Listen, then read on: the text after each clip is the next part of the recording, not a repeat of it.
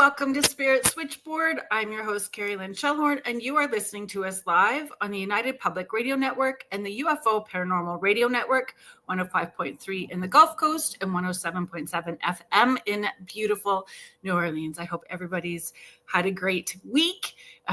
Very excited about tonight's guest. I can't promise how this is, which direction we're going to go. I don't really know. We're going to just roll with it tonight. You guys may have met them last year at the Lake Superior Paracon. We're going to be back again this year, October 16th. They were on Spirit Switchboard last year, and I'm really happy to have them back again tonight. The guys from Ghost Hunters on the Grand River, SNIPE. Please welcome them to the show. Hey, what a beautiful introduction, I must say. Oh, well, practiced all day. Mm-hmm. Especially the Ghost Hunters on the Grand River all day. Mm-hmm. Make sure I got it right. Do you guys? You did well. You guys introduce yourselves for the people who may not have met you? Sure. Sego, hello, my name's Artie Martin. Sego, hello, my name's Todd Thomas, Senior. I'm Jay Smith. I'm Trevor Thomas.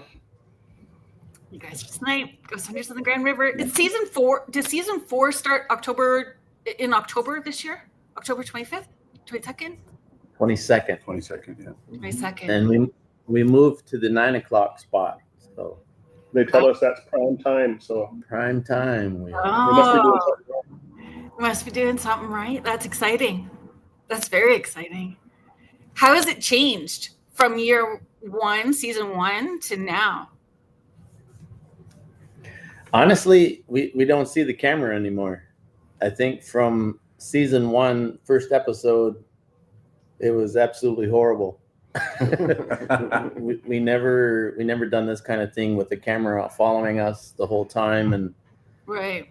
You're always worried about it. But now, I don't even recognize it there anymore. So, and we have 2 of them, Right. So it's completely gone.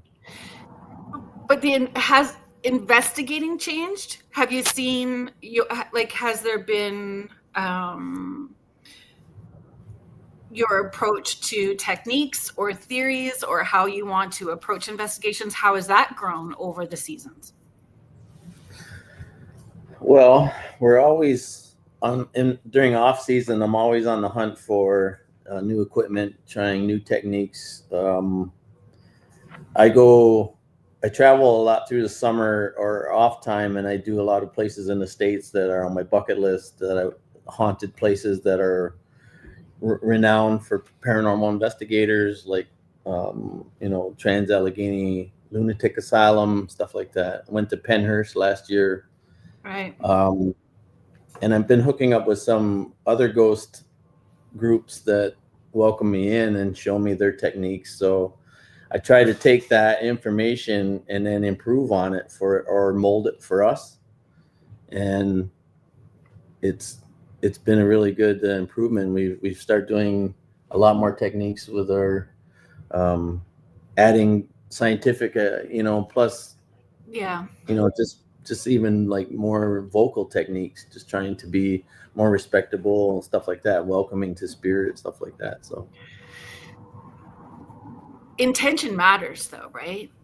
Intention matters, and understanding that when we're going into a space, that energy, whatever we're bringing to the table, we're connecting with that, the property, the land, the spirits that are there, and we're leaving a piece of us too. We're putting energy into it. So, how we approach things, I think, really matters. I think a big key too is when we're, say, at a place where we're getting intelligent responses that are answering our questions and listening to us, that just tells you that you should be more respectful and try to bring them in more as a friendlier approach instead of antagonizing or anything like that, trying to be more forceful. Right. You got to realize they're listening and they're answering your questions. And so treat them like, with respect. Yeah. Investigating with empathy. Right. I think something that's unique with us, though, is we like to joke around, and I think that in itself creates a certain kind of energy. Because people are drawn to, people like to laugh, people like to have a good time, and when we're out there, when we're doing things, we're having a good time. Like, I don't know how many times I was laughing so hard, that my face was hurting, my stomach was hurting. Like, Vino just has to say one thing, and we're all laughing this time. Right. That draws a curiosity for these spirits or whoever's with us, really, because they want to be a part of that. And I think that helps. Just our group dynamic helps. I think that he's right too, because like we're finding a lot of EVPs, we're catching our while we're talking and joking around. Like you catch them while we're asking, but while we're having conversations, we're joking around. Nothing's being filmed. Todd's recording, and we're catching a lot of stuff, like great stuff, like little girls, little people talking, women talking to us, men, and they're right there with us, and it's happened on numerous occasions. Yeah, some of our best evidence has been just a recorder, just a recording of something, no gadgets, no nothing, just the recorder. And that in itself is amazing. Record everything. When you step in, turn it on, record every single minute you're there. Yeah. Every second. Yeah. We're gonna start a paranormal school, eh? Or we're gonna teach people how to do paranormal stuff. Okay. It's gonna be paranormal / comedy. Well, Professor Todd, Dr. Todd, Dr. J.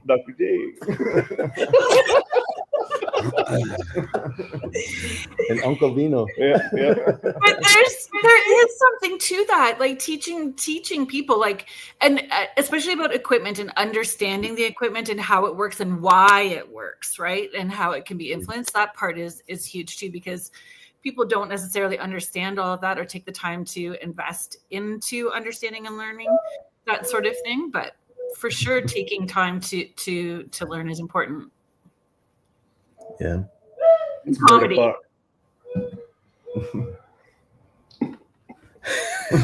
Did you hear the clock? That's a comedy. Right on the cue. The things you can't control. Let's say hi to some of we're just going to take a second and say hi to some of the people that are joining us in the chat. All right. We got any friends out there? Julie Dow, thank you so much for being here. Hi, Julie. James Gars. So James is chiming in from Washington. Wow. Oh, cool. Hello, James. Oh, nice. I know. Hi, Julie. That's awesome. Julie Dow. Awesome. Mort. Ali. Thank you so much for being here. Astrolight Paranormal. So Victoria. Hey, Astro. Hi, everyone. Kathy. Lemire. Carrie Fast.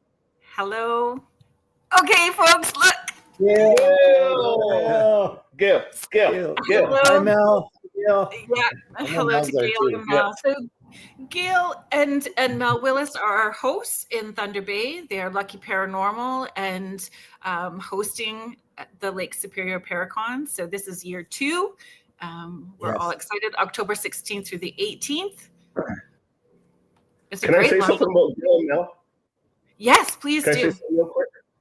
Like, of course. Gail and Mel, like I told them before, like they're incredible. They're incredible young ladies. They had the idea of putting this Paracon together because there's nothing out there in Canada, and they took it upon themselves to go after funding, go after, like, they're probably writing grants and proposals, and they made it all happen. And that's amazing. Got us up there. Then they're going into year 2. It's absolutely amazing. Yeah, it's incredible. We love Gail and Mel. Great work. We do love Gail Mel. Alrighty, Mish is coming from Australia. So good day, Mish. Good day. Good day. It's like middle of the night over there. She's just waking up. She's just making coffee. Is that January? Yep. There you go. That's Easter Jan. Ah, that's awesome. Awesome. So, Gail, if you want to drop the link to the Paracon, please do so in the chat so people can get their tickets? They're almost sold out. Mm-hmm. Is that word on the street? That's the word on the street. Yeah. Oh, love that. We got the hottest ticket in Thunder Bay. Contessa. Contessa Meow. Martin. Oh, thank you so much for being here. Yeah. January.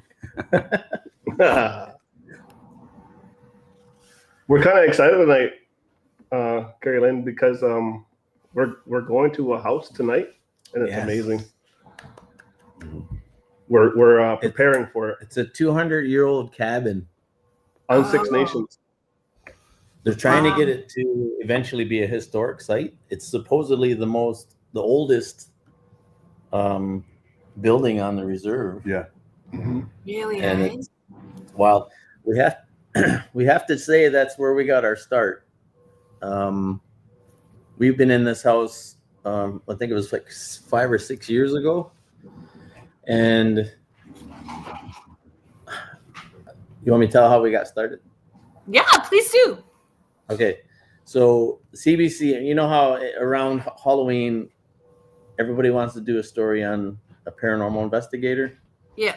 Well, CBC Radio reached out to me, and we did a couple of emails back and forth. And I said, look, the only way you're going to really be able to write a great story is if you come out and join us. So him and his friend come out, and we took him into that house that we're going back into tonight. And scared the bejesus out of him.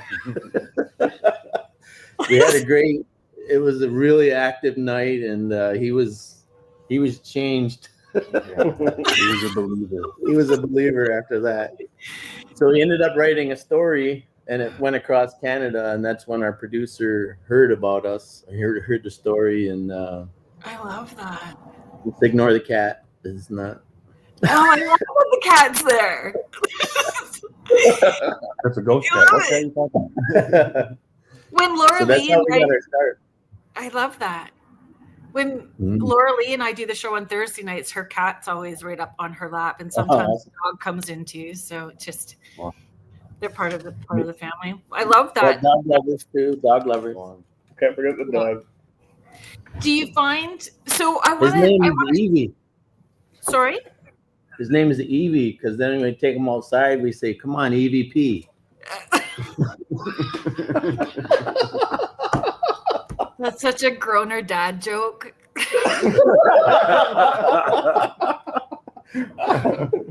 That's a groaner. So tomorrow I'm going back to the Ireland house tomorrow. So I know that I brought you guys there, and Gail and Mel joined. Well, actually, I had brought Gail and Mel there, and then Gail and Mel brought all of us together. What happened this past summer. So I've been at Ireland House. I think I go 2 or 3 times a year for a long time. I've been doing it, just going back all the time. Do you find, like, you're going back to that cabin tonight? How beneficial is that? Like going back to, or do you see that as beneficial? How does going back to the same place repeatedly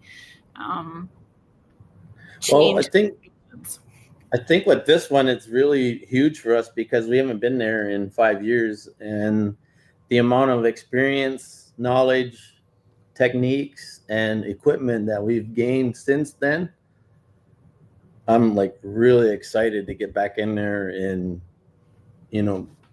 do a more proper investigation and see with our better gadgets, our better portal, see what really kind of good, because we got really good responses back then. Yeah, this cabin was almost like our practice facility, because we were going there quite a bit. And in all honesty, for me, I had to stop going because it was getting too active for a while there. Yeah, it was pretty active. Really? And now there's a different energy in that place because there's somebody living there now, a family member of the family that owns it and moved back in, has totally gutted the place. So it's down to the original walls, the original wood, everything. Has even taken out a room upstairs and made it open concept. Wow. So it was a different energy going in there, but we went and visited the other night, and honestly, I said I didn't know how I would be able to, or how I'd react when I got there. And kind of made my hair on my back of my neck stand up again. So I'm looking forward to it. Do you feel they remember us? The spirits in a location remember us?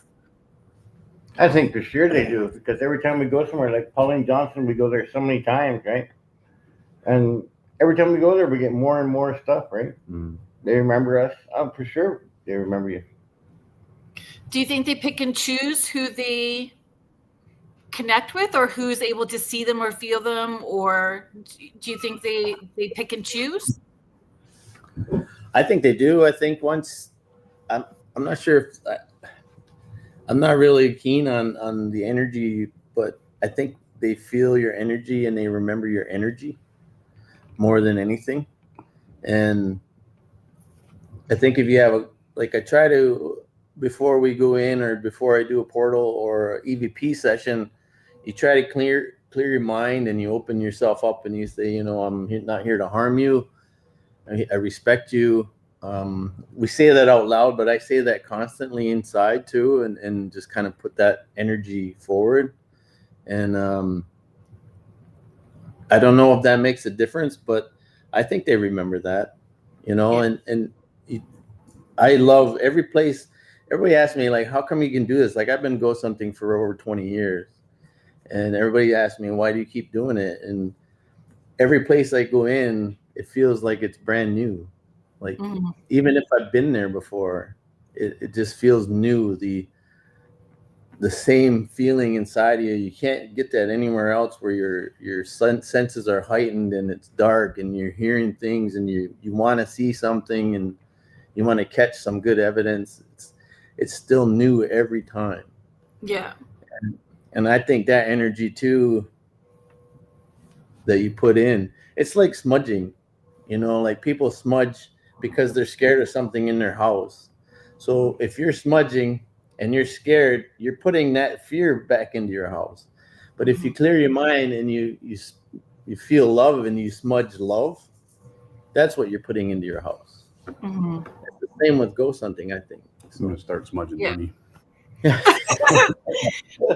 I talk about that all the time too. Everything you do is part of your spiritual connection and the energy that you're putting into your house, and your house is living and breathing with you. So when you're sweeping the floor, what are you sweeping out? And when you're cleaning, when you're cooking, that energy goes into the space. Exactly. And that's what you go into an old mansion that's built in 1857, you're going to try and capture those memories that are there, or emotions that are there. And I think if you kind of match your emotions with that, I think you get more responses. So agreed. I just want to call up Carrie is just making a comment. Carrie is sharing, I had something grab my leg at my old workplace years ago. My daughter said it was a child that liked me and wanted my attention. That makes sense to them recognizing us. Yeah, I think that's true, because Todd's experiencing that now. He's got little girls following him, ghost girls following him around, grabbing him. Clarify that, buddy. We're finding that, there is little, once the children get attached to you like that, they do follow you, and that comes from being respectful and you're seeing him as a non-threat. That's why they're hanging around him. Yeah, it's a great thing. I think that whole deal of the relationship, forming a relationship with the place and going at it time and time again, over and over again, that definitely helps, because as much as it's new every time, it's also familiar and becomes almost like a second home. You feel more comfortable. Yeah. Everybody feels more comfortable. The spirits feel more comfortable. Yeah. So again, that's that energy, working with that energy and putting it to use, because how many times have we been to Pauline Johnson or a house that we frequent, and it's always a good time. Mm-hmm. Yeah. So, and that's what people that's what people miss from the show, right? Because when they're watching the show, that separation, that's TV ghost hunting. We're in a spot, we only get so much time. And as we've been to some amazing spots, and I would love to be there like more than once. And there's so much on the editing floor. There's so much that they're not seeing because it's on the floor. It's like a whole season in itself lands on the floor of the editing room. Yeah, for sure. Yeah, and we get it. They're trying to cut a show, right? And they're working with what they got. So all that stuff that's on the floor, you know, maybe we should start like trying to get that and bringing it up so people can see. Yeah. Because there's been a lot of really good stuff that's been cut. Yeah. So Paranormal Heart is saying hello. So Kat Ward, she is the host of Paranormal Heart podcast here on the UPRN network as well too. Hello. Oh.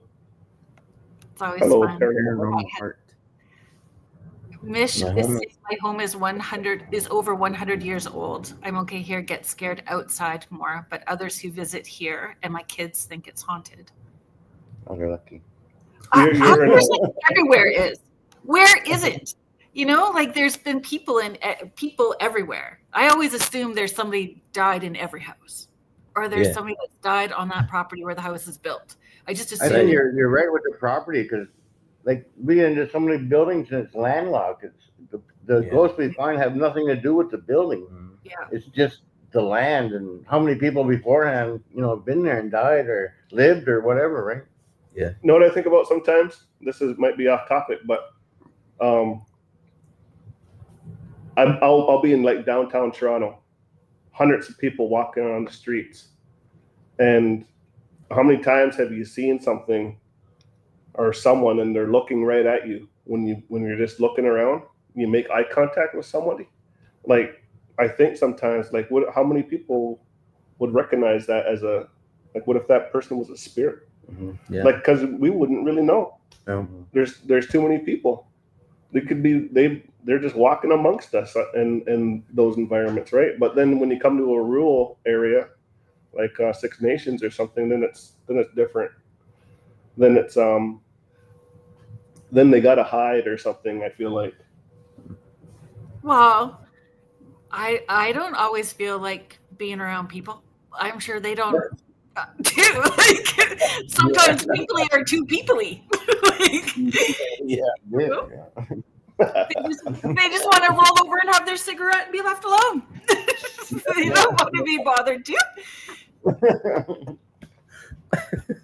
I've been on a road with these guys for 10 days at a time.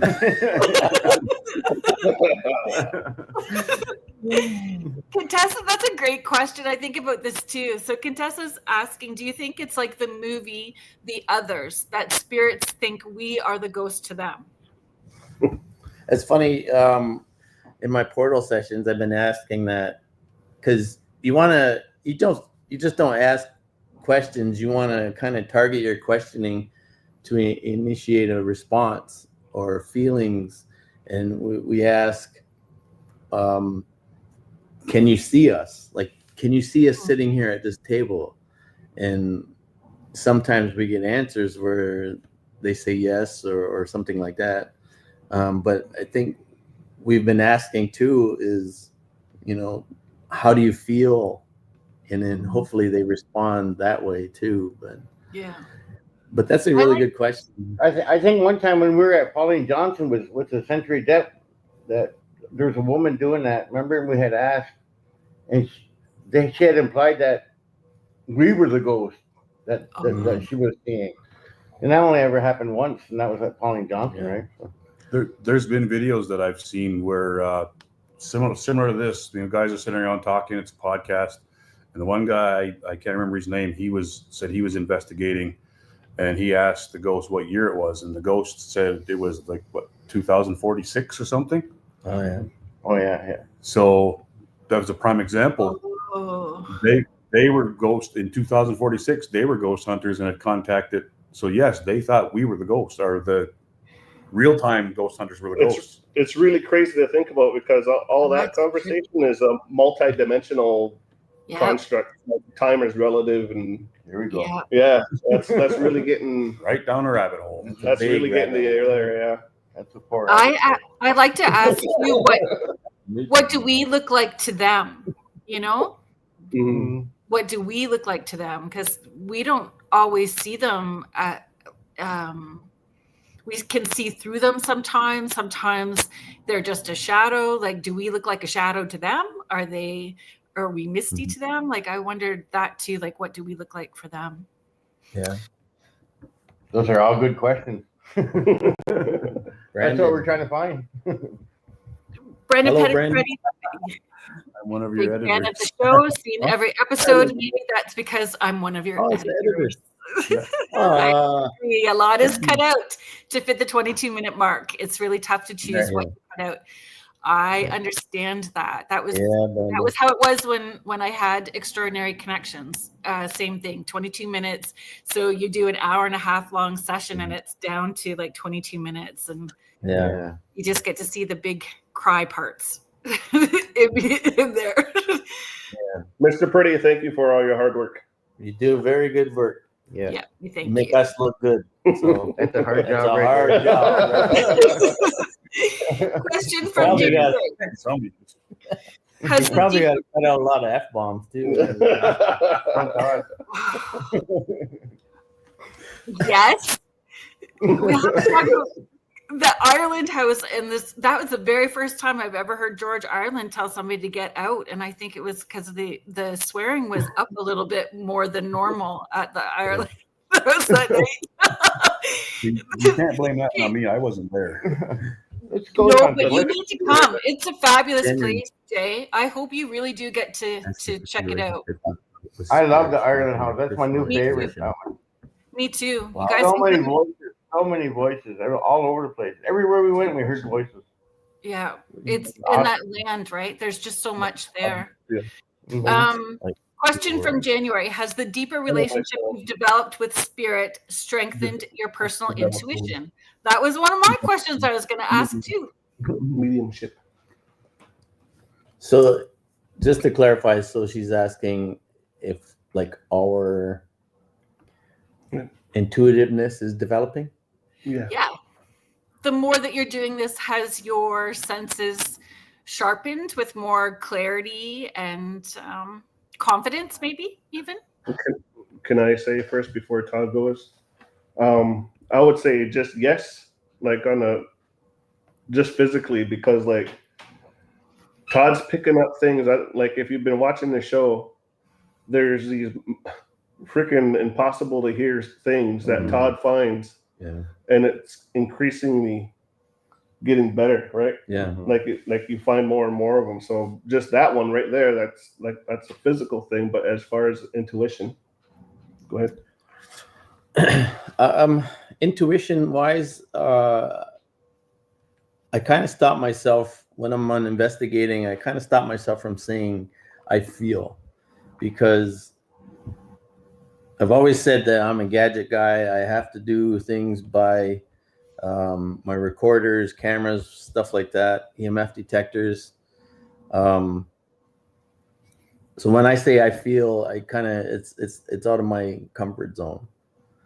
And I've been doing this for a long time. I developed like hearing, like I listened to, we put out 4 or 5 recorders for 12 hours each on each recorder, and you have to listen to that stuff after your investigation, and you got to go through everything, and you're looking for a needle in a huge haystack, because it's a split second, if you're lucky, a second where you can hear something and it never shows up on your program, so you have to listen. And so my ears, I've been training, I think my ears, because I can hear stuff even when we're just physically there. I'm like, these guys get sick of me because I'm like, did you hear that? And they're like, no. And I said, well, mark the tape, because I always have a recorder around my neck. So I think that part of it is developed quite well for me. But as far as the intuition, I don't know. I don't think it has for me. I don't know. I'd have to agree with Todd. I think it's not really intuition. It's more repetition and practice. Yeah. I mean, like, even just going in a house, how many times you walk into a room and the hair stands up on your neck? You know, you go into that so many times and you get used to that. You go into a room where nothing happens, then you don't investigate as much as the room that you feel that in. It's not really like you're intuitive. It's just that you've been there so much that you get the idea that feels like something, you know? Right. I don't know if it's intuitive or what or whatever, but it's just more or less practice and keep doing it, right? But that's what intuition is, all of those senses, and it is a muscle. So the more that you use it, the stronger that it gets, right? I was just thinking about it when you were talking about like developing the hearing and everything. That I guess that can kind of be an intuition, like you're growing that, so. because you're learning to listen. Exactly. Well, not only that, he's actually starting to hear voices now too, like without the recordings, where he never heard that before. Just last week we heard we were on the site. You have to watch the season. Can't tell you, but we were sitting and we just finished the parlor session and we were a portal session, and we were just sitting there talking about it, and we heard a child at like 3 a.m. Like there's no way, you know. I think out of all of us too, I find that Jay, because you kind of get the goosebumps going. Oh yeah, I think he has the most intuition. I honestly try to shy away from it because I don't want to be the focal point. That and I dated a medium and I constantly heard 24/7. I feel this, and you shouldn't go there, and you should go upstairs first because I mean, nothing against the person. She's a lovely woman, but I at one point I just had to say I'm not talking about this ever again. Like, stop, because it just wore thin on me. But I have noticed that since we've been doing this, when I go someplace, I can feel something. Sometimes I'll tell these guys. Sometimes it's just there and gone. I'm like, oh, well, something's here because I just felt it, kind of thing. But there's been a lot of times when I mean, one for sure. We were at a place. Todd and I walked in, and we both got goosebumps from like the top of our head right to our feet instantly, and that's never happened. Ghost bumps. Yeah, ghost bumps. So, I call them truth bumps. Trevor coined the phrase ghost bumps. Ghost bumps. Yeah. You're not hunting goose. You're hunting ghosts. I say truth bumps because it's a truth. It's a truth that there's something off here, or a truth that, and then you believe it. I want to say something about the feeling aspect. I'll say too that I don't feel anything. Well, I'm going to say something. Interrupt myself here. My house has been making all these freaking noises, and my house never fucking makes noises like this. Here. Just since we've been. Do you know any ghost hunters available? We're scared right now. Help us. I know a medium. But getting back to what I was saying, when I first went out with these guys way back when, we went to the mush hole, and the only time I really felt like there was something there was when I went into this part of the mush hole, like the residential school, and there's the girls' side stairwell, and I went in there, and it was like walking into someone's house, like walking into someone else's living room. That's what it felt like, and it was hard to walk. Like, it felt like I was doing something bad, because you know when you're doing something you shouldn't be doing. That's what it felt like, and it never felt like I never felt that anywhere else except that freaking stairwell. And that's where I caught some stuff. So yeah, interesting. And you can tell when spirits are not wanting you there. It's an uncomfortable feeling when they're not wanting you in their space. Yeah. Oh yeah. I wanted to bring up Brandon's comment. I'll see if I can find it again for you guys. Now for the question, January Easter. Your editor is saying you have no idea how many swears I cut out. I'm literally editing your guides right now. We should do a tally. Can you do a tally? And at the end of the year, tell us who swore the most. No. We already know. Fine. We do know. Even I know. But it's like the best thing ever. I get so excited when we're all hanging out and it's like, okay, we're going to do sensory deprivation. Woohoo! Here we go. Yeah. Well, thank you. That's when it starts. You gotta, Brandon, you gotta remember how many spirits dropped the F-bomb too, though. So it's not just us. That's true too. That's true too. And I wanted to come back to the little girls, like that comes back to understanding your sensitivities as well too, and having that confidence with it, because sometimes those little kid spirits aren't little kid spirits. Yeah. It's something else, right? It's like our producers asked me why. We just did an interview and they were asking me why I think that there's been a rise of that, because I've been catching these little child spirits on my recorders and stuff a lot more than lately, like last season or anything. And I told him, I said, well, it's like, because I'm a father and, my kids are grown, but I have grandchildren now, and it just breaks my heart to see or think that there's a spirit there of child. And so I always mentally, I'm always talking to them and putting that out there. Like, can I help you somehow? And, yes. And I don't know, maybe that's it. I don't know. And that matters. Like again, it's about intention. Why are we doing it? And are we there to help? Are we there to harm? What are we going to do when we're in that space? And it plays a big part. Mish, you are the funniest. You really are one of the funniest people I have ever heard of. A poltergoose. Poltergoose instead of poltergeist. Poltergeist. Been looking for one. Goosebumps. I'd like to get a poltergoose. That's all we're going to hear now for the rest of the weekend. Trevor's looking for a poltergoose. Yeah. I'll put myself on. We're going to have to say that on the show. Yeah. Just for Mish, we're going to have to put it on our show, but you got to watch the show to find it. Yeah. Exactly. Hopefully Brandon doesn't edit it out.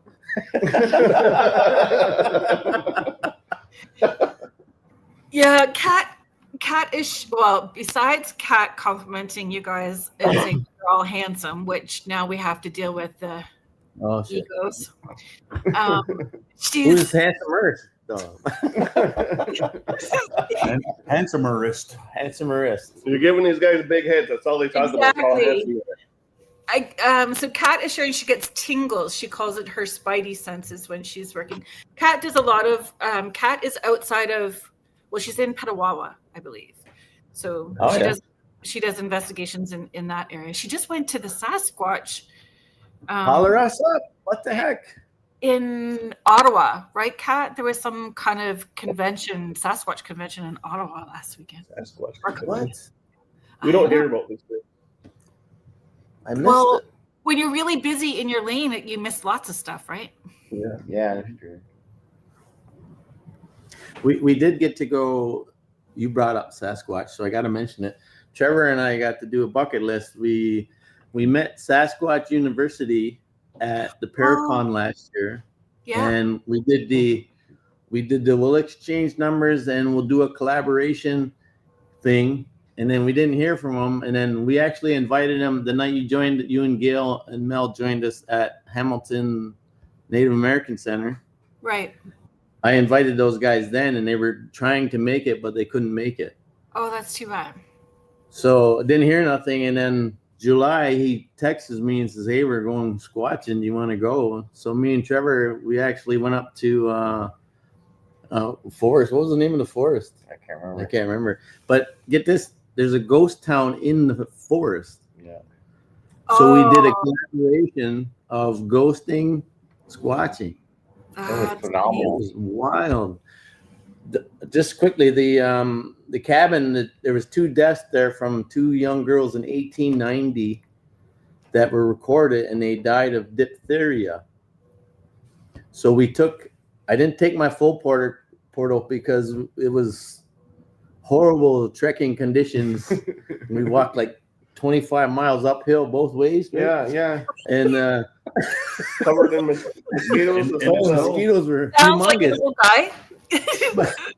So I just took the spirit box with a speaker, right? Like back to old school. And we were there in the cabin. All it is like 2 logs remaining, just rotting. And you could see where the rectangle was. And we were doing a portal. There was no sound whatsoever coming through.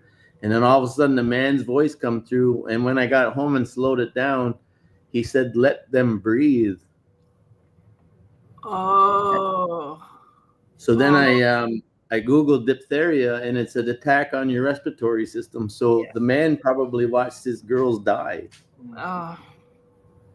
Like that's slow, horrible, untreatable at that time death. And that left its mark, but not from the girls, from him. Mm-hmm. Yeah. Like it was boggling. Mm-hmm. It was insane. So it was a great success. And then when we were sitting there and we got back to our camp, because we rough camped, right? So like it was rough camping. Oh my God. But I'm sitting there and I had my recorder out the whole night. And when I recorded 2 tree knocks. Get out. That's awesome. It was so cool. Yeah. I was like, you guys don't even have a recorder, so I'm gonna give them a recorder this time because they don't even have a recorder. I'm like, record everything, guys. They're just young too, eh? They're young, yeah. They're good guys, though. Really good guys. Yeah, they were divvying up. They were divvying up wieners to pass out to their 4 guys. And they're going, "Do you guys want in on this?" And meanwhile, we got a cooler full of stuff. We're going, "No, we're good. You can have some of ours. You don't have to cut it up." Divvying up some wieners. Yeah. Come on, guys. They're They were out measuring- cutting floors. They're like measuring with the blade. Okay. I'm not going to say it.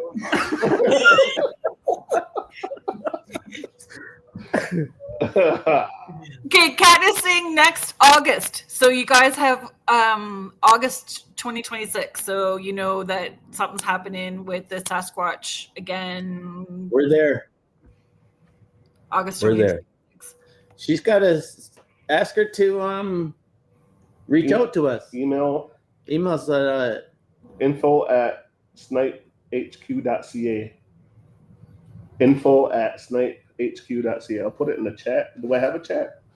You can Hello, Cindy. comment on it, and it will go everywhere. Cindy Waghorn, thank you so much for being here.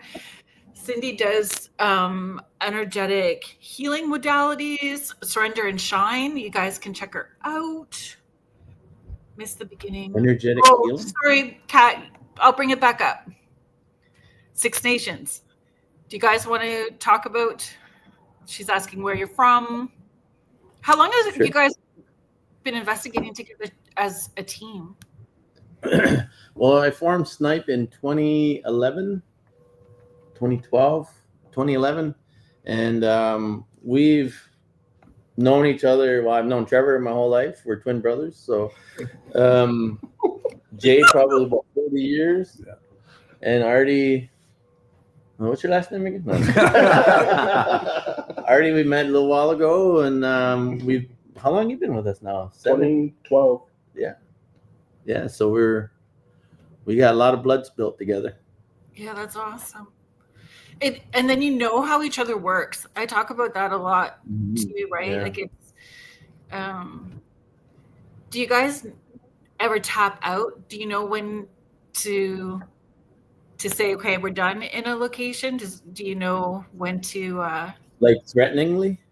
Yeah, or just again, when our energy shifts or changes, or it shifts and changes in the space, or you just sometimes there was a location that I got invited to doing the investigation. She kept saying leading up to it that activity only happened after 11 o'clock at night, and it was happening as I was stepping onto the property, and it was crazy. And when 11 hit, it was done. Like there was nothing. It was crickets. So I'm like, I'm not sitting here till 3 a.m. when nothing's happening. We've encountered that too. Yeah. We've encountered that too a lot. So. I think we ran into it a few times where we just like, it's not even worth it being here. You can just tell when it's no activity, and you can just tell it's time to leave, right? Yeah. And feeling okay about that. Like, Oh yeah. same as daytime investigations, right? Like, it doesn't always have to be at nighttime because No. they're there during the day too. Sometimes it's the wrong people too. We've been to invited to places and the hosts. That was before we screened. Yeah. Like some people, man. Oh, Yes. we had a fella up in Grimsby invited us in, and he was very adamant that things were happening, and he was really upset. It's hard to say no to him, and so we get there, and then that was before we had we've always had this no partying policy while you're investigating. We take it seriously. We don't allow alcohol or anything on sites with us that we're investigating, and he's the reason why we do that. Gotcha. He showed up. Yeah, we showed up to his house, and it was his house, so we couldn't really tell him no. But him and his wife just got blitzed while we were there, and it was terrible. I hated it. It is terrible. I stopped doing like private events in people's homes for that exact reason too. Even if I was telling people don't be drinking, because it shifts and changes everything, and yeah, like knocked a chair over, fell right on the floor, and I was like, last one, never did it again. Like I haven't done personal stuff like that again. And I don't have room in the schedule anymore, but I don't. Even when I'm doing the Dining with the Dead events, you can tell on the nights where people are drinking more with their dinner, it changes the energy in the space. Yeah. It's not good. Like we all enjoy libations and all that, but not when you're investigating. Yeah. Well, your reputation matters, and your integrity matters, and I would not do anything to hurt. Yeah. Just no. Kat, did you hear Artie? It was like info@snipehq.ca. Yep. Hey, I got a question for Todd. What should be? All right, now the question is, talk about a rabbit hole. This is Brendan again, our editor. He says, "Hey, I got a question for Todd. What's your beef with orbs?"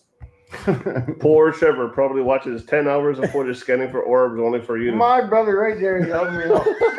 He's the only guy ever stuck up for me on this thing here. Brandon, I think you got to go, buddy. Okay, I'll tell you.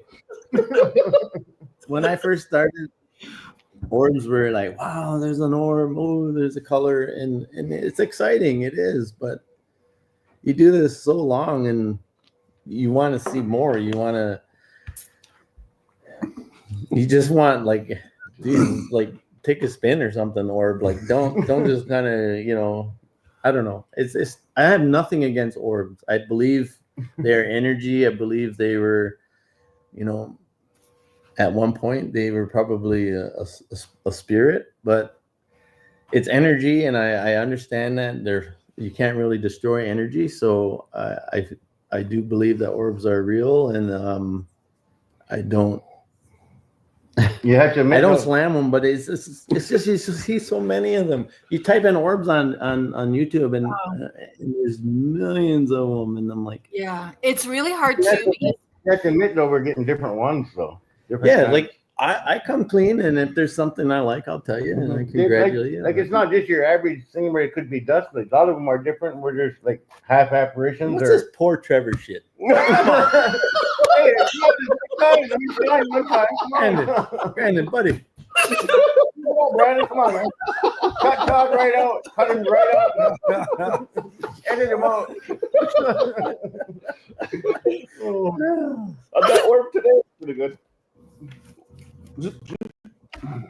But everybody, it's kind of like ghost stories, though. Everybody's had some kind of paranormal experience or a ghost story they're ready to tell you, and everybody's got an orb picture. Mm-hmm. I'll tell you what, though, like, you set up the DVR and you got the camera going while we're all experienced ghost hunters here.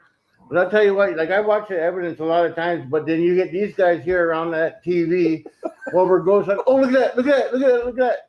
And if I brought that up, it'd be like, what the fuck you bringing up? I know what the heck you bringing up. See? Well, I'm sorry, huh? But that's what I mean. Like they don't, they just call it down right away, right? But when they see it on TV, they're just all happy about it. Yeah. I don't call it down. I like the orbs. So orbs are I like Brandon is like saying he's going to edit nothing but orbs next episode.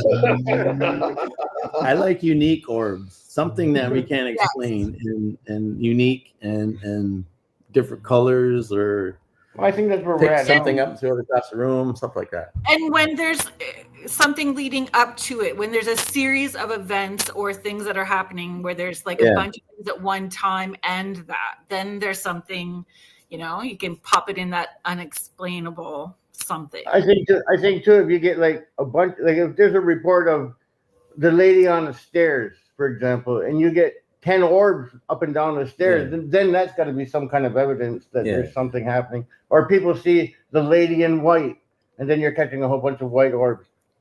You know, like you can, it's just up to your interpretation, right? One of my favorite, like we were talking about orbs, but that brings to mind the music conservatory episode in Toronto. On the stage, we had the doll with the K2 meter on there, and there's an orb that tumbles in, looks like it goes right into the doll, and then you see the K2 go up. Oh, interesting. So now that is something that's cool. I love it. Like keep that coming. Not the orb.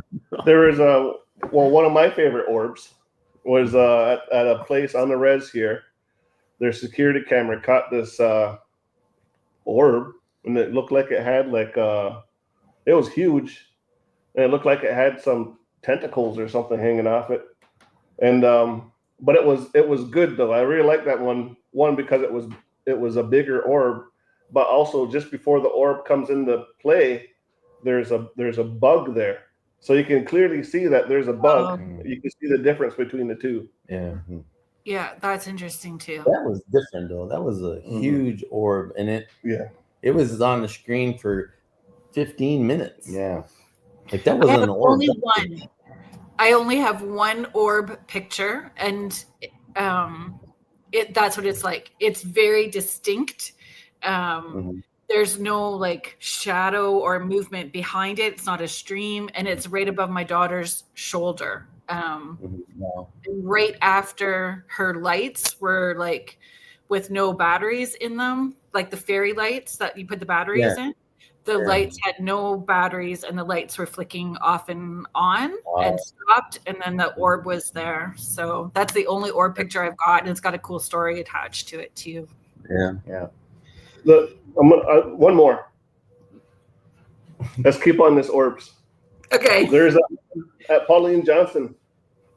Her I forget her name. She was a Hill, but anyways, Lana Hill. She's such a beautiful person, beautiful soul herself, and she had experienced so much tragedy. Her whole family.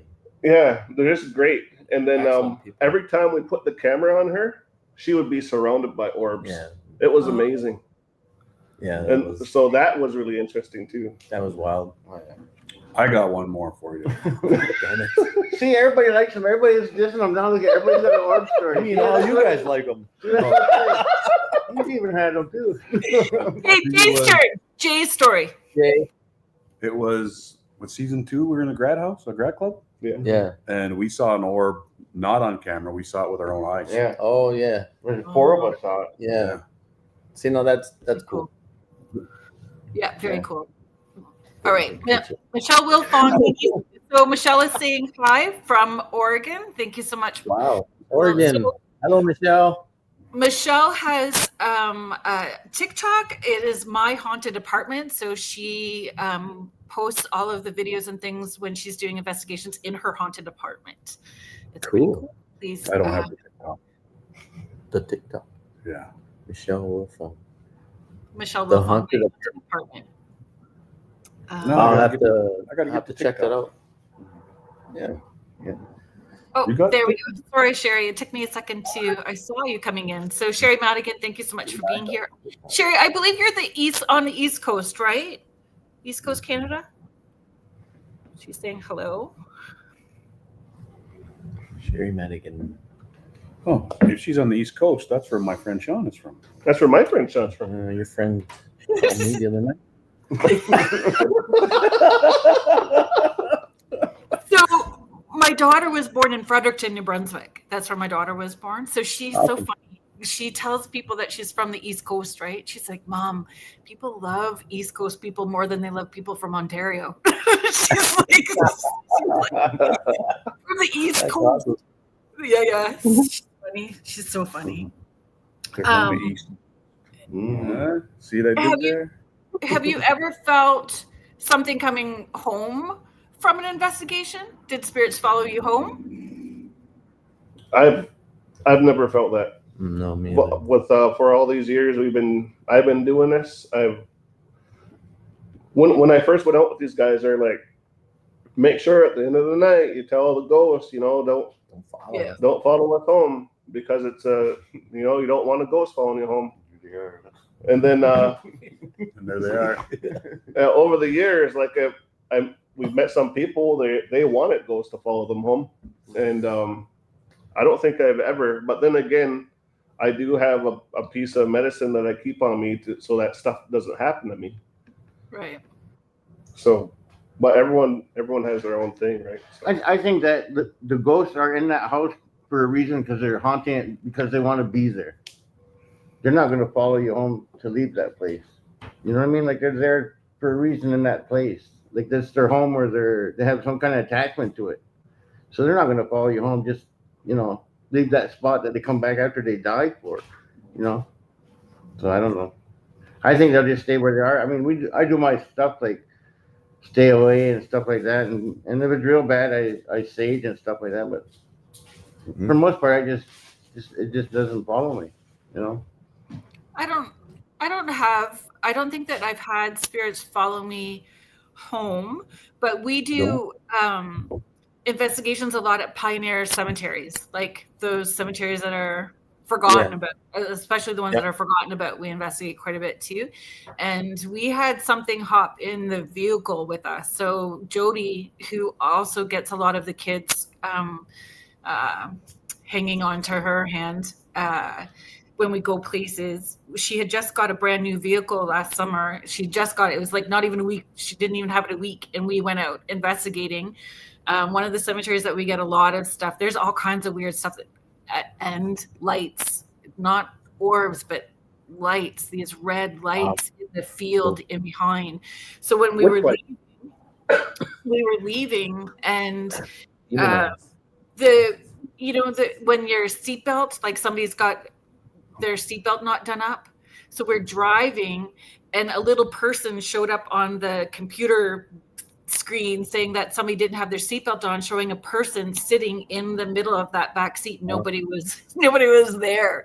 So we had to stop. We stopped. It was like, you got to get out. You're not coming home. We don't need you. And we didn't think about setting that intention. We never had that experience happen before, but we did what we needed to do, got back in the car. She took it. She asked the dealership, is it a glitch? Is it something? Have you heard of that before? And they were like, nope, never heard of it before. Never had it happen before.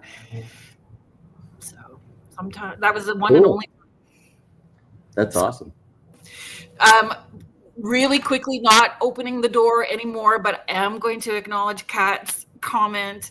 Once my boss was so excited that the security camera she works at hotel caught an orb. He played it for me and it was a bug. Boss wouldn't believe me. I told him I see the little antenna on its head. Oh, very good for you. Yep. So easy to tell. But people want to believe so badly. People want to believe, right? And that's part of that educating people as well too, right? We say 0.02% is paranormal. Yeah. Everything else can be explained. Yeah. I've had people show me clearly edited photos and telling me, look, there's that ghost. Yeah.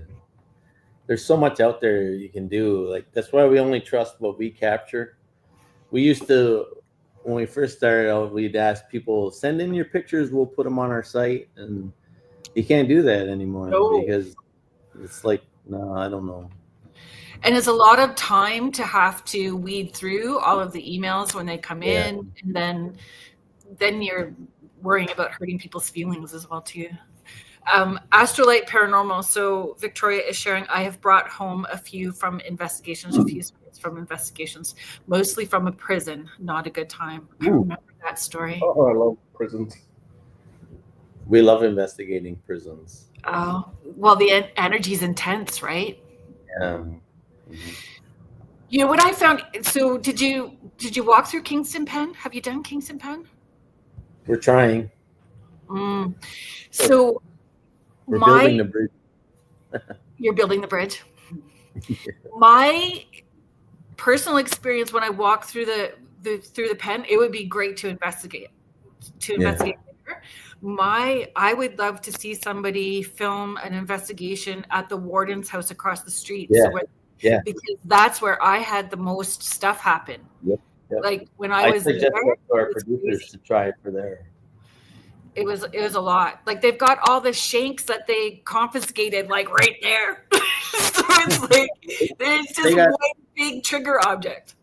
They got torture implements in there. Yes, the water one, the water chair. 200 years old. Yes.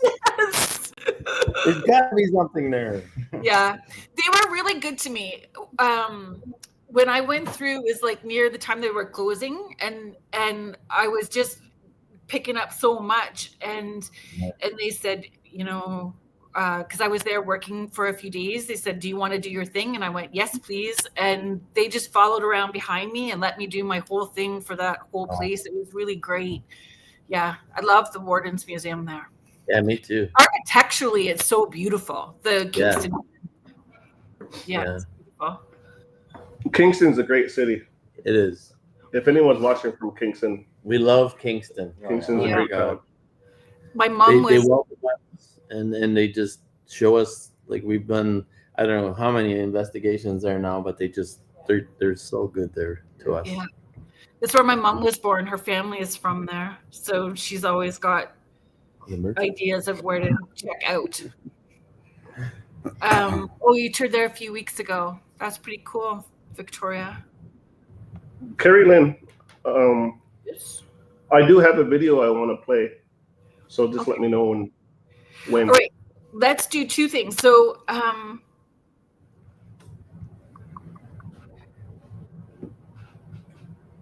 okay, Kathy, I see your question. So I'm gonna star your question. I'm gonna do our station ID so I don't get in trouble if we keep going and I forget to do the station ID. So I'm gonna do our station ID, and you can start loading up the video that you'd like to share, Artie, while I do that. Okay. Sound good? Okay. Yes. All right. If you are just joining us now, thank you so much for being here. You are listening to Spirit Switchboard, and I'm your host, Carrie Lynn Shellhorn, and you are listening to us live on the United Public Radio Network and the UFO Paranormal Radio Network, 105.3 in the Gulf Coast and 107.7 FM in beautiful New Orleans. If you are liking what UPRN has to offer, please consider checking out their website at uprntalkradio.com. There is so many different shows and hosts. We are getting a new website. Apparently there's going to be a merch store, which is great. Paranormal Heart has her cups and mugs and all kinds of fun things that you guys can check out. And there's something for everyone. It's not all high strangeness and paranormal. There is something for everyone. Today's guests are the guys from SNIPE, Ghost Hunters of the Grand River. So thank you so much for being here today. Thank you. Again, I love it. Love it. Thank you. You're a pro. You're a professional. You have the voice, definitely. It took me a year to remember, but I did it. Thank you. You know when you're so worried you're going to mess up, and then you do because you're worried? You just got to relax and let her go. Yeah. Okay. I don't know how to share this video. Okay, so do you remember? You don't remember what we did last time. So down there where it says present or invite, somewhere along the bottom of your screen, it will say share screen?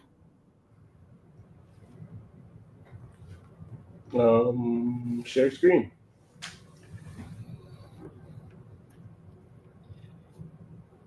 Okay.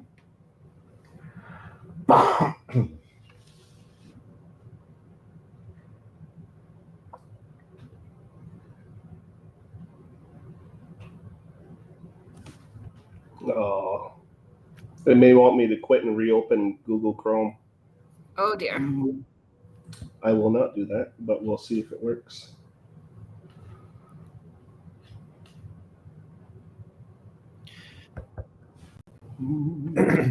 Audrey Dawson Benbow is saying go to nursing homes, old hospitals, lots of ghosts there. God, yeah. Mm-hmm. I'm hoping to get into an old hospital for the show. I keep telling our producers, hospitals, we want an old hospital. Yeah. Problem is they tear them down so quickly. Or turn them into condos. Yeah. There's a few that have done that too. Really? So yes, so crazy to me. There you go. Hey. Did I do that? Did something work? Yes, it did work. You're a smarty. Do you want me to bring it up? Yeah, sure. Go ahead. In paranormal news today, the hit reality show Ghost Hunters on the Grand River is shaking things up. After a sudden exit from two longtime cast members, one citing spiritual exhaustion, the other still missing in a corn maze, the show is now holding open submissions to fill the empty spots on their elite ghost hunting team. Hopefuls across the nation are already sending in their audition tapes, even our town weirdos.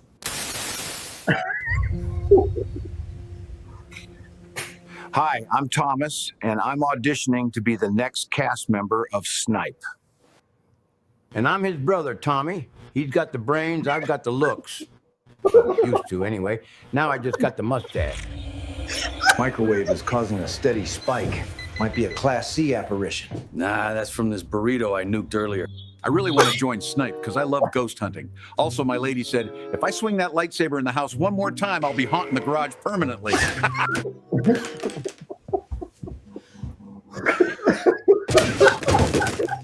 Do you even know what SNIPE stands for? I'm pretty sure it's Sexy Natives Investigating Paranormal Encounters. Or as I like to call it, sometimes nothing is paranormal ever. Not every creak means Casper's in the walls. Oh, leave. It said leave. That's a warning. Nah, I left my phone too close again. It's playing my Uber Eats notifications. Order arrived. I hate you. We've got what it takes to be part of the SNIPE crew. At the very least, we dress like we do. Nah, I'm just kidding. It would be an absolute honor if you picked us to join the SNIPE crew.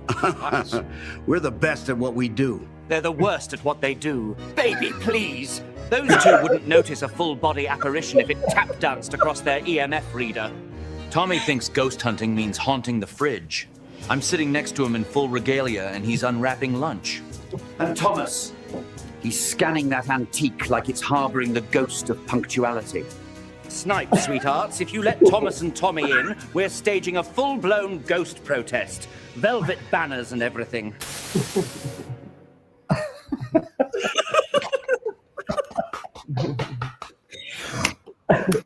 So that video was done entirely using AI. Which is pretty impressive. And our camera op, Clint D'Souza made that for us, and so shout out to Clint if you're watching. I still love that. I watch it all the time. I show everybody. But the reason why I want to play it here is because we're announcing a contest, and that all that information is going to come up soon on our socials, our FB and stuff. So we're going to see if people actually submit an audition tape to us, and we're going to pick the best ones. And the winner is going to come with us on an investigation, most likely at the Hamilton Indian Friendship Center. Yeah, there's lots there. That's, yeah. So they're keen, we're keen, and like it's gonna be fun. It's just something fun we're trying to do, and who knows what happens? Who knows what will happen? So where do they need to watch? What socials do they need to watch? So we're on Insta, we're on Facebook and TikTok. Okay. You guys have something coming up October 4th too that I'd like you to talk about or share information about too, please.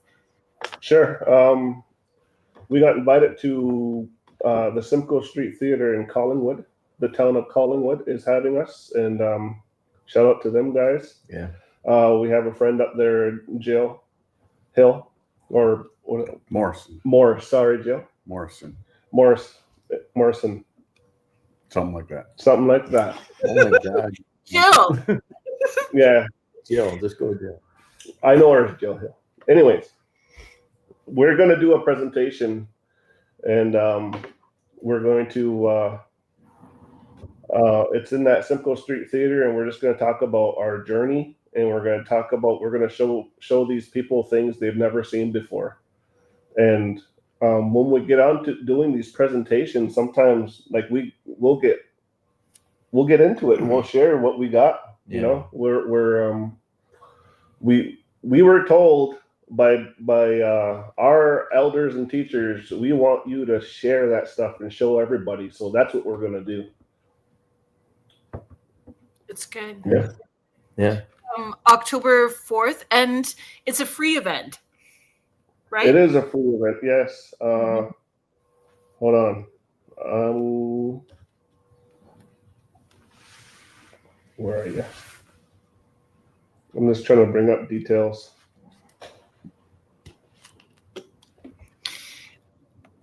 Do you want to? Do you want me to send you a poster? Yeah, I shared the event. I shared the event Oh, today. you already shared the event? Oh, okay. Then you guys got all the stuff and everything. So you can look if you there's an event page for it. I did share it on Facebook today. Yeah, thanks for that. You're quite welcome. You're quite welcome. So that's Collingwood. That's going to be a presentation. Do you remember the presentation name? Yeah. It's Unheard Echoes, Haudensaunee Blood Memory. That's what's happening there. And then the Paracon we talked about, that's happening. And then we got another presentation at Woodland Culture Center in Brantford at the end of the month. On Devil's Night. Oh. Yeah, so we got it. October. It's our time of the year, you know. Yeah, it's packed. Yeah. And we're filming, and we're currently filming season 5. We're midway through season 5 filming. So busy. So speaking of filming, Brandon is sharing, my wife, who is also an editor on the show, has suggested to the producers for you guys to go to the Nanette Sanatorium. She grew up next to it, and it was used to treat tuberculosis. You'd love it. Oh my goodness. I would love it. Yeah, we would love to go there. Use your poll, Brandon. Yeah. Get us in there, buddy. If anyone's got polls, you do. Do you guys put up suggestions? Do you research? Yeah. Do they research? How does that where do they decide? Who decides? How is that vetted out? Yeah, we're always providing just places, recommending places. Like we can't tell them where to go, but we can give them recommendations. Like the Royal Conservatory of Music, that was one of our recommendations. There's a few. We have a few out there, and we continue to make these recommendations. And it's up to our story editor and all those people to figure out. It's up to APTN, I guess. I guess lots would go into deciding too, like availability and all that. Yeah, all the logistics, and all that stuff. Yep. Yeah, schedule and everything else. Have you found, so back to investigating again, talking about investigations, have you come across objects that are haunted? You Like, mean like having we an did object that is haunted? one really cool place we did was in Oshawa, the automotive museum. Oh. And there was reports of seeing figures in cars. It's just basically all old cars that were loved by owners, and it's all in this museum. And it was an old car dealership, the museum itself, and now it's a split level museum. And the reports of it is there's a little boy that's seen in the museum itself, because there was a house on the same lot years ago and it burned down and he passed away in the fire. Oh. So when they built the auto dealership, like early 1920s, there's a really cool picture that they took a company picture of them standing all in front, and they put it in the paper, and then they realized there's a little boy looking out the window. Oh, that's wild. Yeah. Love that. So, and then in the cars itself, we got crazy activity. Like, it was wild. Like, you figured people, you know, I hate to say it, but, you know, guys probably love these cars more than their wives. You know what I'm saying? Like, they treated them better probably, and, you know, loved them. And then maybe when they passed, they stayed with the car. So, but we had a crazy night in there. Like, the whole crew, cast and crew, saw something. I think too, like my friend Sean Leonard, he said that too, that your friend? Yeah, like when we're doing like investigations and they have like the stuff, the period time that's from the house, and then they have the other stuff that they brought in that looks like it's from the house. He was getting mixed feelings from that stuff. He didn't know if it was the stuff they brought in, the spirits on that stuff, or the spirits that was from the stuff from the house. Yeah. So he could tell the difference between them. So I think that definitely you can tell which, like, who lives there and what's their stuff, and, you know. Yeah, agree. And definitely mirror. Don't buy mirror in a flea market. I do. Unless you carry them. And they use it to scry with too.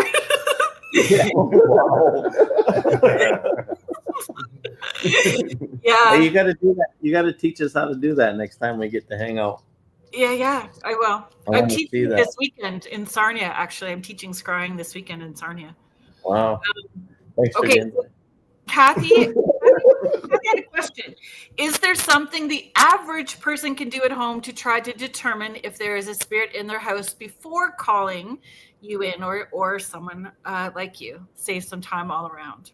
How do people discern between what's house activity, normal house stuff, or something going on with their house, or spirit activity? Thank you That's for your really hard. Because, like, if you think about it, and the general idea that we all have is that we always have our spirits with us. So there's always spirits.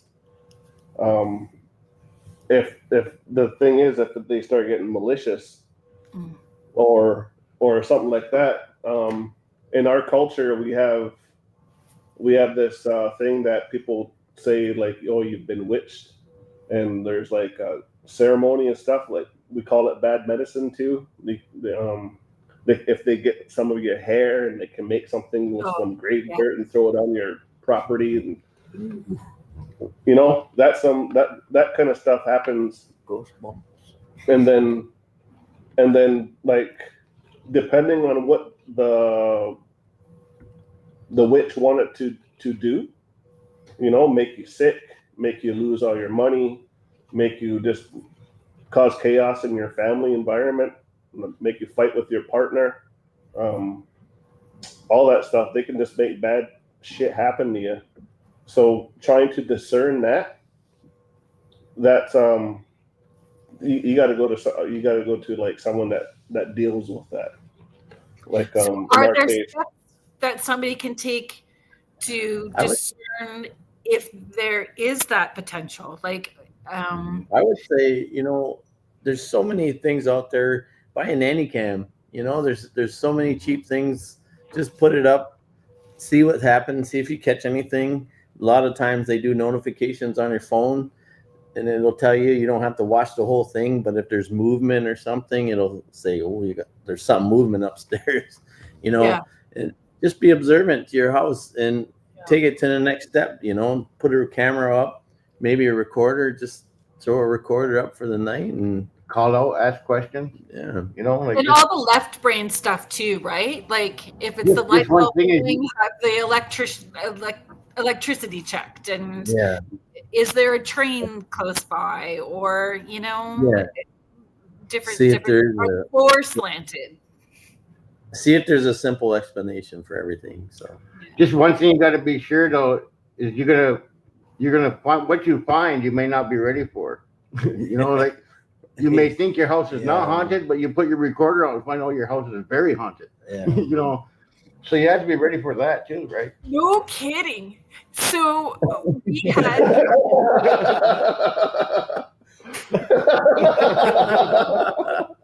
Is there somebody in the basement? Somebody in the basement? Yeah, my boy's down there. Okay, because I just saw the door open over here on the monitor. I was like, what the hell? Oh my gosh, and now I even forget where I was going to go with that. I just seen face for a second there. Pardon? Oh, yeah. Yeah, you bounced into the camera. Okay, where was I going to go? Is there a place? Oh, I was going to talk about keeping. Is there a reason that you would not share evidence? Like, is there a reason that you would not let certain information be aired or share or hold back? Would there be any reason that you would do that? Like, I know at public events, when I'm doing readings, if there's something that feels very traumatic, I don't talk about it. I write it on a piece of paper and I bring it over and ask if it makes sense, and then I finish it later. Like, I give them my email address so that we can do it privately and not make that entertainment for everybody. So would there be a reason, or has anything like that come up where you want to hold that? I have a big answer for this, and I'm probably the only one that thinks it. And you guys are going to see it, though. You guys are going to see it in the upcoming season when we go to Eaton. So there's that whole episode. That whole episode is we should not be talking about that stuff, but here we are talking about that stuff, and I'm very curious how our community is going to take that. But still, like there's personal things that we don't show. Like, it depends on if we're in a public place, we're going to show everything pretty much. But if somebody brings us into their home, anything we put out there, we're going to clear with them first.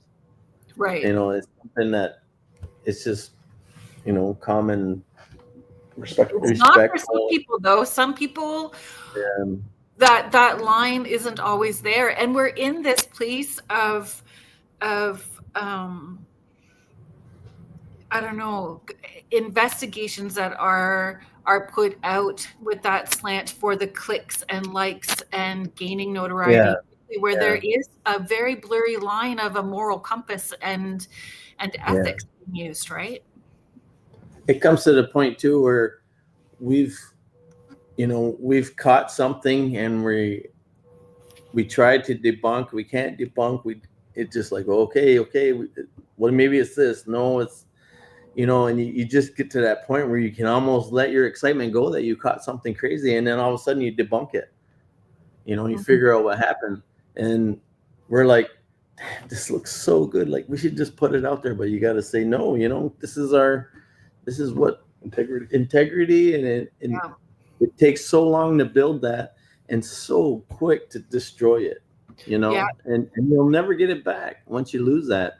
And we've always been that way, where we scrutinize ourselves so hard. Like, we're arguing sometimes over evidence, like in our own shop and stuff. And we're like, but it comes down to the point where we even call a draw. So, well, we can't put it out there because we don't agree to put it out there. And we have to stick to that. And you know, it's the same way we respect spirit. You got to respect the evidence too. Mish, our friend in Australia, thank you for answering that, because I know it's a personal place too, and for you, Artie, the way that you've shared, this is about community too. So it's it's bigger than us. Yeah, this is way big, way big.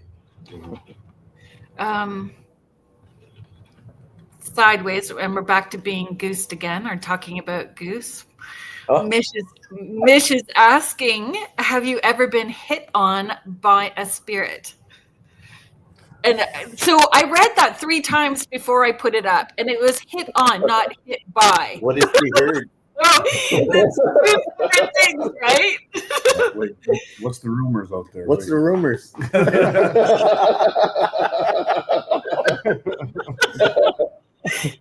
And you're talking about evidence we can't share. Well, I'll share one. I'm not gonna tell you the place because you got to watch the show. But we were just in. That was in Winnipeg. We were in Winnipeg in August. We did 4 episodes out there, and we were in the one location, and we didn't hear it at the time. Our portal was going when we were on the stage, and then we get back. I start reviewing, and I finally get through all the evidence, and I hear it, and it's going along. You know how it can be noisy at the portal or spirit box, whatever, and then all of a sudden you hear it clear as day. You hear this beautiful voice, and she says, "Hi, Jay."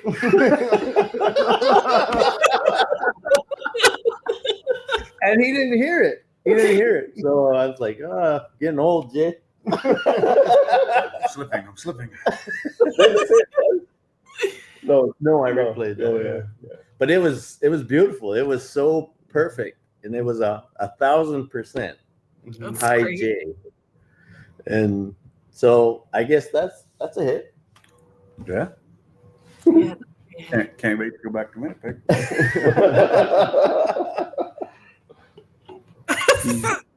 A ghosty girlfriend waiting for you. It's like my T-shirt, my SNIPE T-shirt that says, "I give you permission to touch me," but nothing's happened yet. So No, I've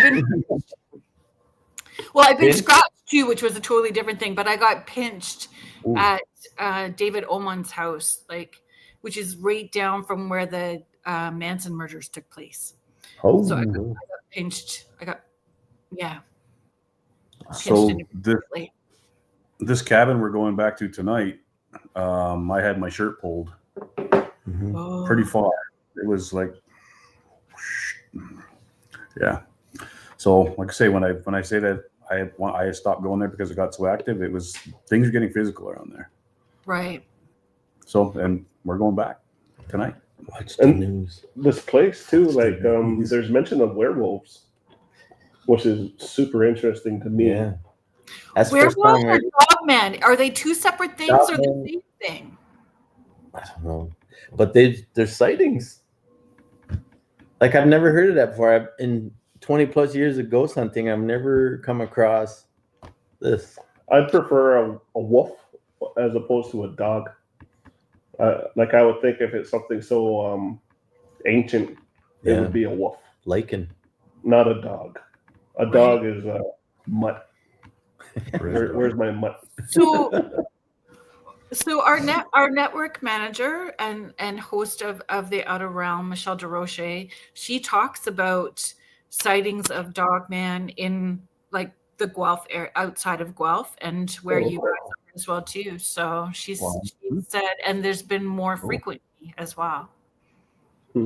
I'll have to look up Dogman because to be honest, I'm not familiar. What's the difference? Yeah, what's the difference? I don't know, but upright dog like creature. So my thought was, so when we were asking those questions, like Dogman is this very feral, it doesn't change, where a werewolf could shift. Okay. And change. Oh, Okay, yeah. So, Change back. So they're saying Dogman. But So you're Dogman 24/7. Yeah. yeah, I have a story about that. If that's the case, I I used to have before this Chihuahua, I had another Chihuahua named Jake, and my friend came over, and we're I forget what we were doing, but there's footage of my dog. My dog was like sitting there, and he just gets up and starts walking on his two legs and walks over to the table. Oh, that's weird. And then he. She's seen it and she started freaking out. She's like, "I'm never going to your house again." No, that's unnatural. Dogs don't walk around like that. But I think he was just trying to smell something on the table. I don't know. Who knows? Did you read that? What? Say, Mish is saying one's a bit rougher than the other. Then she added, rough. But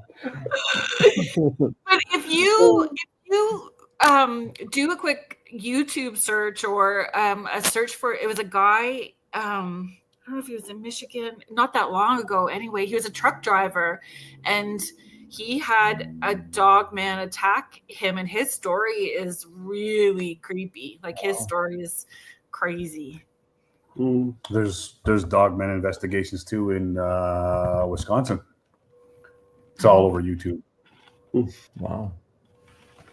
One night of terror. That's what's so cool about this. That you don't know. It's just like the unknown is just so amazing, you know? Well, and I don't feel you can investigate just spirits without having all that other stuff start to bleed in. It's all part of it. The aliens and Sasquatch and Dogman and all of this group is all part of it. Lizard men. Todd loves aliens, by the way. No. I just heard about a cryptid called the Jabba Fofi. It's like this 6-foot spider that runs around somewhere and just eats people. So you said that reminded me of the aliens. Thanks, Jay. You said that, and it reminded me of when I lost my thought, when I had my causal fog moment. It was about aliens, and we were talking about like leaving the when we were answering Kathy's question about how to investigate at your home. Todd, you said turn like something on, like a recorder, and just leave it on, or the camera. Trevor, and see what you get. So I had someone reach out to me. So she had put that app on her phone that records you when you're sleeping. So it records if you're snoring, how long you're, awake, or all that kind of stuff. And she totally had some kind of alien experience, and you could hear something. And her story is crazy. I'm hoping that she'll let me share her whole story at some point, but I shared the audio, and that was what people said. Yep, definitely something alien. And when the rest of the story backs it up, like locked house and weird things happened. So yeah, I worry about leaving stuff open. To me, it's like that is the invitation, right? I like being in control, even though this is the bit like been my whole life. I'm like, when I'm sleeping, there's no spirits allowed in my room. You're not allowed to touch me, not allowed to wake me up. You can start the coffee. I'll meet you in the kitchen in the morning, Like, I don't want any door open. No. Yeah. I don't blame you. No. Yeah. Ghosts on a UFO with their pet dog man. Yes, Mish. That would be the ultimate, right? Oh, so Julie, I'm really sorry. I kind of skipped over that. Julie was asking, will tonight's cabin investigation be an episode one day?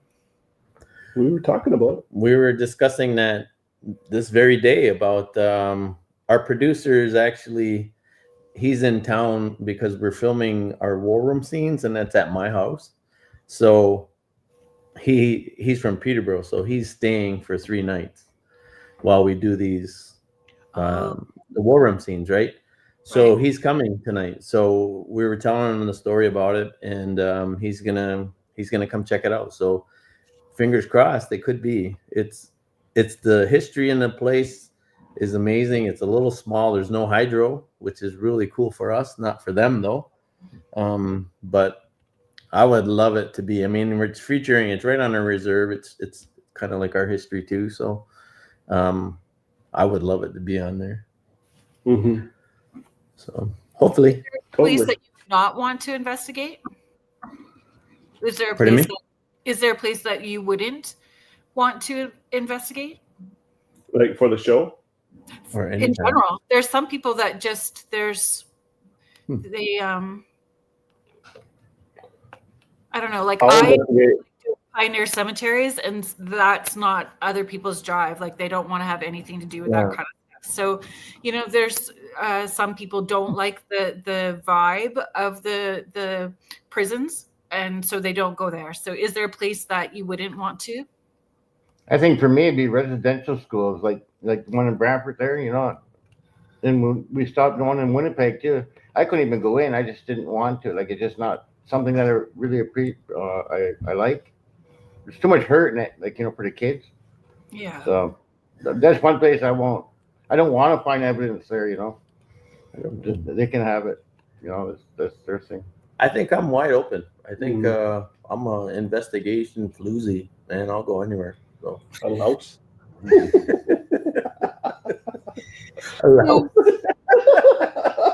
Where are we going? If you're comfortable sharing, is there what's on the bucket list? Jay, what's on your bucket list? Is there a place that you would want to investigate that you haven't been to yet? There's one place that I wanted to go to, but from what I understand, the building's tore down now. It was Bobby Mackey's. Oh, yeah, that was crazy. It is down now. Yeah. And maybe Alcatraz. Interesting. That would be crazy energy too, right? Yeah. But And what Brantford. happens? Because Bobby Mackey's had that well where all that icky stuff was. Right. So that tearing down a building doesn't get rid of that, does it? Where does that? I didn't follow up on it. I just saw the report that they tore the building down. Yeah. I'm going to assume whatever was there probably is still there in that space, in that land and everything. But I'm wondering too if they filled up that well. They might have filled it in too. But I mean, I think the spirits will probably still be there. Just that there's no building there now. Denise. And I wonder if anyone followed to the new building. Well, this is it. I'd like to. If our collective thoughts, right? If we all collectively are thinking about Bobby Mackey's and our collective thoughts, would we keep that energy there or bring it back just because we're all putting that thought into it? Well, to my understanding, Bobby Mackey's is still open. It's just in a different building. I think it might even be in a different town now. So the name Bobby Mackey's bar, it's still a thing, but the building it was originally in is gone. Gotcha. Todd, you were going to share something? Dracula's Castle. That's my bucket list. Oh. That's where I want to go. And that and Ireland. I want to go to Ireland too. Yeah. So the ladies from Beyond the Haunting Investigations, that's where they were, right? So their specials in October. I think Kareen is taking people there to do talk to Kareen when we're in Thunder Bay. She's taking people in 2026. She's taking people there. We put it out there and it comes back. Yes. And I'm there. Yes, exactly. Yeah, she's taking. I don't know exactly all the information, but we'll find out. Yeah. It's a great. We have a. I don't know what that link is, Denise, but thank you for sharing. You guys will have to check that link out after. I think it's probably Bobby Mackey's, right? Likely. It will be in Thunder Bay. So we'll be in Thunder Bay October 16th. We're investigating back at the museum again. It was pretty cool last year when we did the investigation. Some of the stuff that you guys were getting in the basement, we were getting on the spirit board up in the room that I was at. So like those names, those spirits were moving through everywhere, every floor that night. That was cool. Yeah, well, that was a great time. I really enjoyed that. I heard we're doing a Bigfoot hunt too, no? Yeah, Jason Kenzie. Jason Kenzie's going to be there doing the Bigfoot investigation. I think he's doing two, but I don't know. And he's doing his talk as well too. And he's been all over right now. He's talking at the Michigan UFO convention this weekend. And he just got back from Germany and England. He was doing all kinds of investigations there, paranormal and Bigfoot. Wow. See, I want to be there. I want to be at that level where we're like, oh, let's get on a plane and go to Germany, and let's get on a plane and go to Ireland and investigate this castle. Let's go places, you know. Let's put it out there, Art. We'll do it together. It's out there. It's out there. We'll put it out there. Yep, and then we'll come back. Let's go to Australia. See Mish. Yeah, Mish. And see Mish. So Mish, I'm not sure if she's still here. If Mish is here, she has, I don't know if it's 200 acres. She has this huge wooded property. So I bet you there's a Sasquatch or something cryptid there for sure. I think they're called Yowies over there. Yowies? Yowies. That's when you step on a snake. Mish, did I say that correctly? It's probably got 300 Yowie. There you go, Jay. How'd you know that, Jay? I'm kind of a Bigfoot connoisseur, you know. Heard that about him. What's a bunyip? Or the odd bunyip? Bunyip. Todd knows more about those. I don't know what a bunyip is. Alrighty, guys. Low down again, where everybody can connect with you. SNIPE on 226. No, Facebook, Instagram, TikTok, SNIPE official. On Facebook, it's the SNIPE investigating paranormal encounters. Sorry. Todd's trying to pimp himself out there, but sharing his technique. React. New season starts October 27th or 22nd. 22nd. 9 p.m. 9 p.m. APTN, Lumi, and I believe Apple TV. The day after. Yeah, Lumi and Apple TV will be the day after. Have your ears been burning, Corinne? Because I have been talking about you. Todd wants to go to Ireland with you. Yes. And Beyond the Hauntings now on APTN too. Really? Oh, really? It is, yeah. Yeah. Oh, what the hell? So we'll see her more then.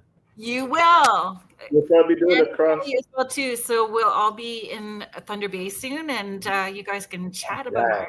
What the hell? That's awesome. Man, it's just like a family reunion. It will feel that way for sure. Yeah, I'm excited.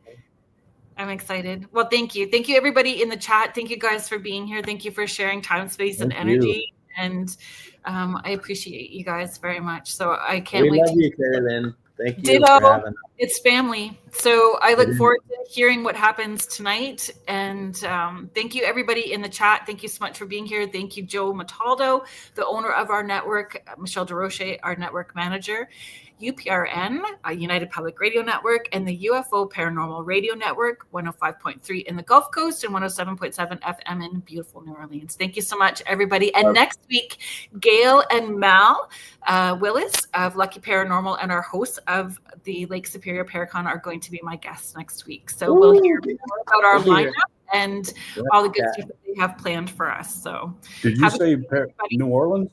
Did you say New Orleans? Yep. I'm going to New Orleans in November or December now for my birthday. Oh, have fun. I will.